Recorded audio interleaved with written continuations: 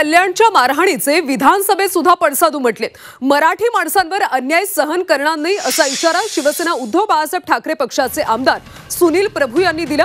तर या घटनेतला आरोपी कुणीही असला तरी त्यावर कठोर कारवाई करणार असल्याचं आश्वासन उपमुख्यमंत्री अजित पवार यांनी दिलं।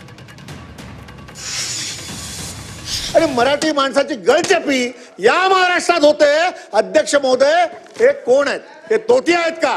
हे अधिकारी असतील आणि मुख्यमंत्री कार्यालयातून फोन येईल। ठीक आहे, मुख्यमंत्री कार्यालयातून फोन येईल, पोलीस स्टेशनला तुमची केस घेतली जाणार नाही।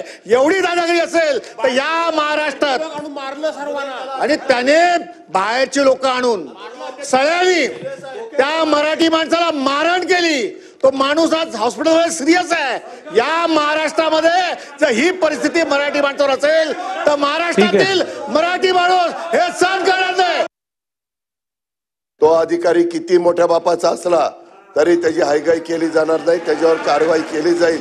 आणि या कारवाईच्या माध्यमातून महाराष्ट्रातल्या प्रत्येक मराठी माणसाचा मान सन्मान या राज्यामध्ये हा निश्चितपणे ठेवला जाईल।